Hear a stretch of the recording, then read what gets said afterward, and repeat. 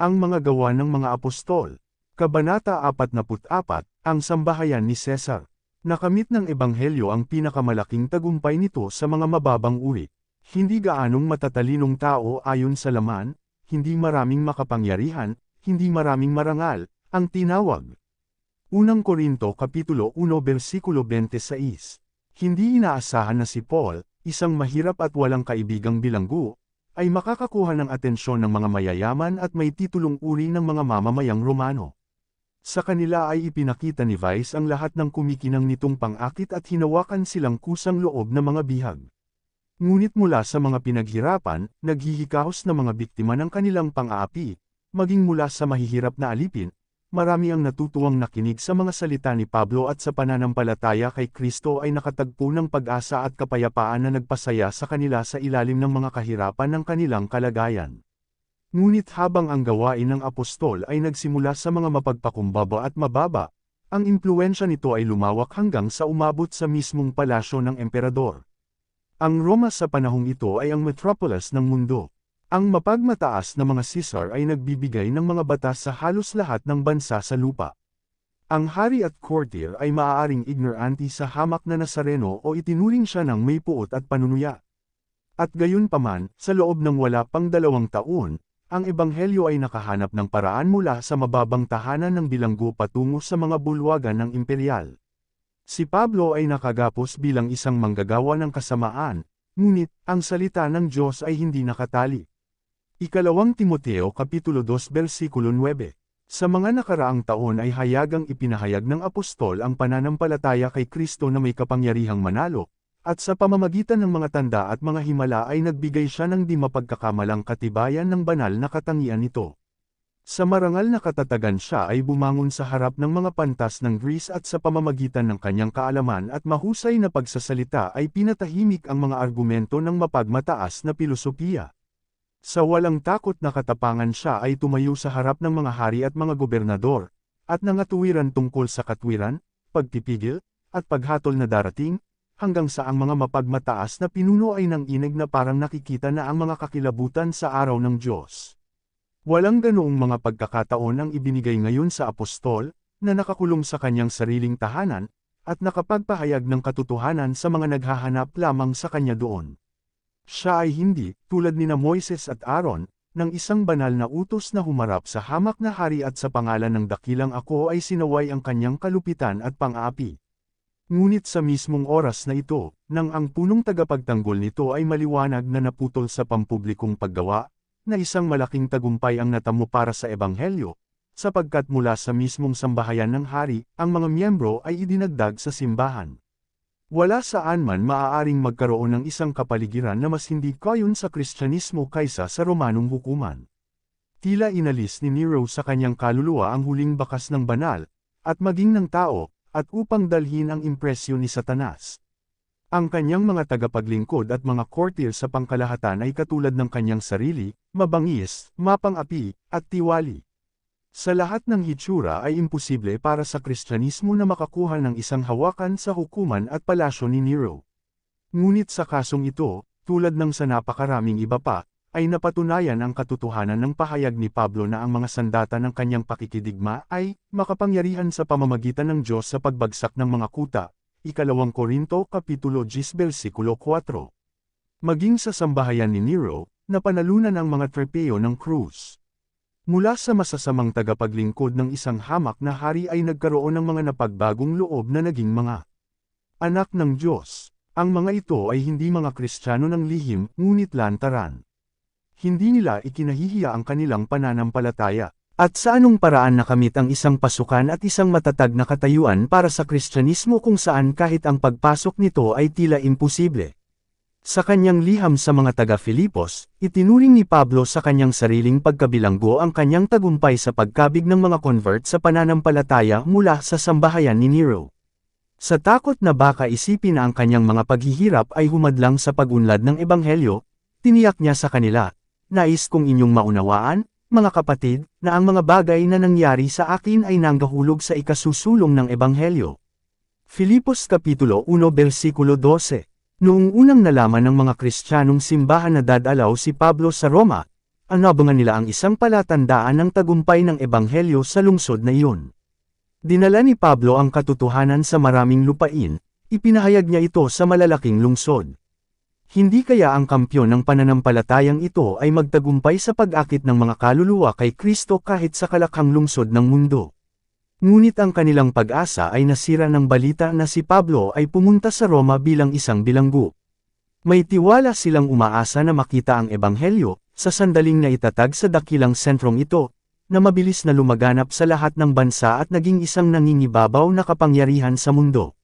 Napakalaki ng kanilang pagkabigo. Nabigo ang mga inaasahan ng tao, ngunit hindi ang layunin ng Diyos.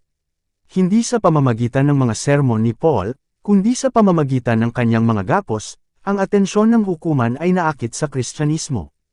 Ito ay bilang isang bihag na sinira niya mula sa napakaraming kaluluwa ang mga gapos na humawak sa kanila sa pagkaalipin ng kasalanan.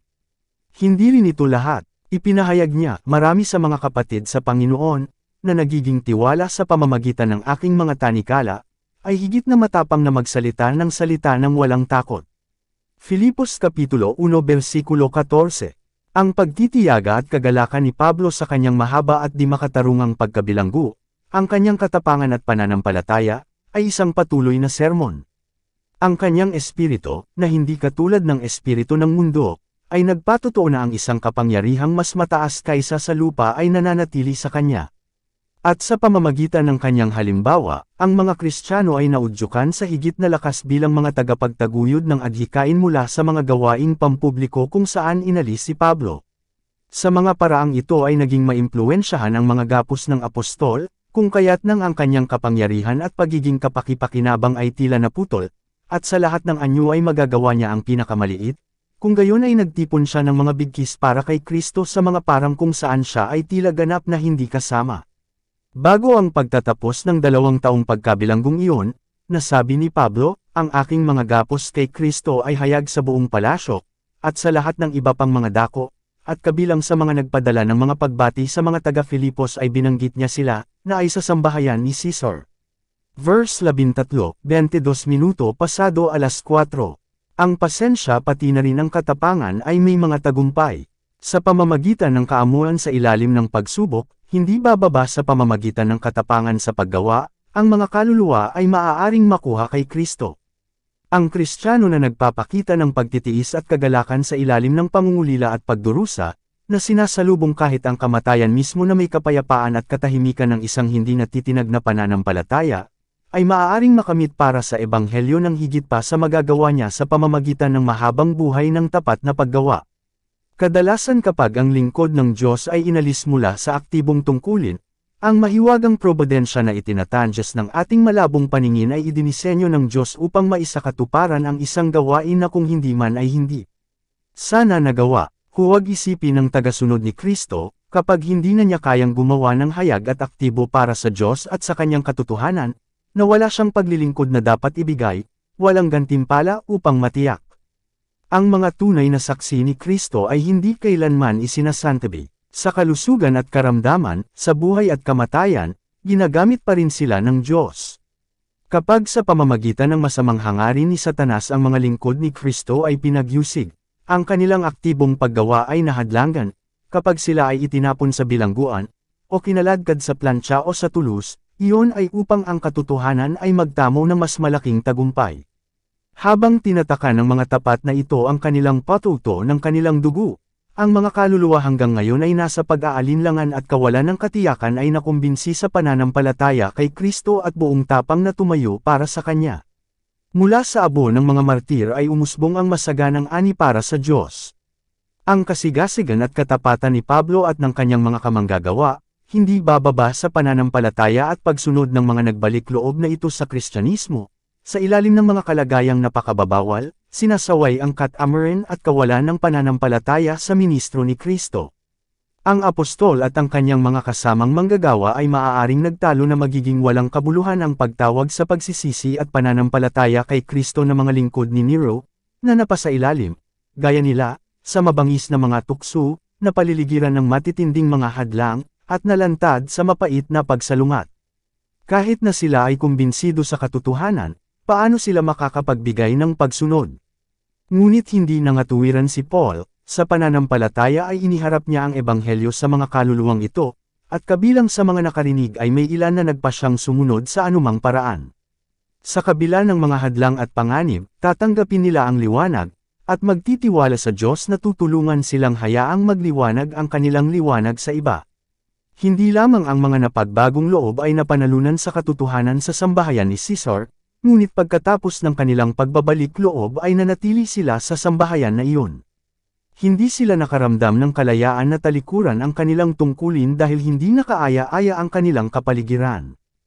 Ang katotohanan ay natagpuan sila doon, at doon sila nanatili, sa pamamagitan ng kanilang binagong buhay at pagkatao na nagpapatotoo sa pagbabagong kapangyarihan ng bagong pananampalataya.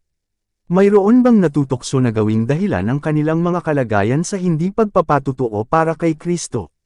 Hayaang isaalang-alang nila ang kalagayan ng mga alagad sa sambahayan ni Caesar, ang kasamaan ng emperador, ang kabastusan ng hukuman.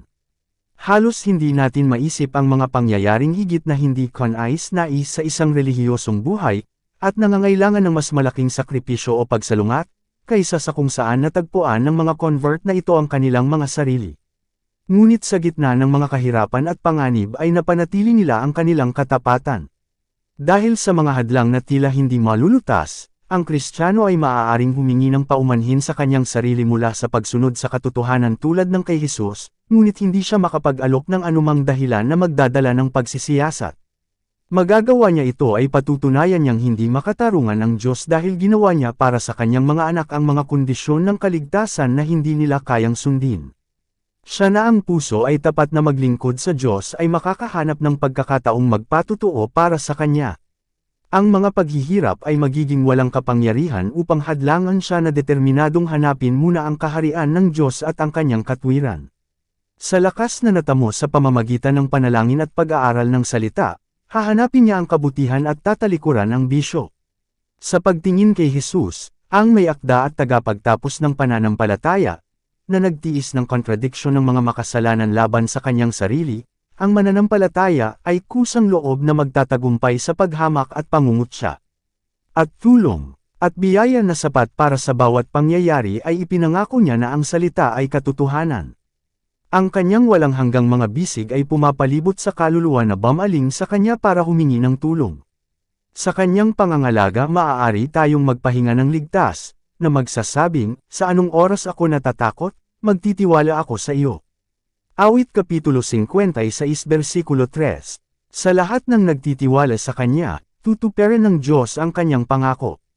Sa Kanyang sariling halimbawa ay ipinakita ng tagapagligtas na ang Kanyang mga tagasunod ay maaaring nasa mundo ngunit hindi sa mundo. Siya ay naparito hindi upang makibahagi sa mapanlinlang na kasiyahan nito, upang maimpluwensyahan ng mga kaugalian nito, at sundin ang mga gawain nito, kundi upang gawin ang kalooban ng kanyang Ama, upang hanapin at iligtas ang nawawala. Sa pamamagitan ng bagay na ito sa harap niya ang Kristiyano ay maaaring tumayo ng hindi kontaminado sa anumang kapaligiran. Anuman ang kanyang posisyon o kalagayan, mataas o mapagpakumbaba, ipapakita niya ang kapangyarihan ng tunay na relihiyon sa tapat na pagganap ng tungkulin. Hindi sa kalayaan mula sa pagsubok, ngunit sa gitna nito, nabuo ang katangiang Kristiyano. Ang pagkakalantad sa mga pagtanggi at pagsalungat ay umaakay sa tagasunod ni Kristo sa higit na pagbabantay at mas time na panalangin sa makapangyarihang katulong.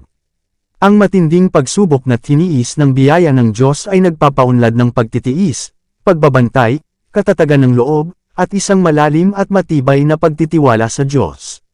Ang tagumpay ng pananampalatayang Kristiyano ay nagbibigay daan sa mga tagasunod nito na magdusa at maging malakas, upang isumite, at sa gayon ay upang lupigin, upang patayin sa buong araw, at mabubuhay pa, upang pasanin ang krus, at sa gayon ay matamo ang korona ng kaluwalhatian. Dito nagtatapos ang Kabanata 44. Para updated ka sa susunod na kabanata, ay huwag kalimutang mag-subscribe, mag-follow at mag-share sa ating channel Renilab TV. Maraming salamat po.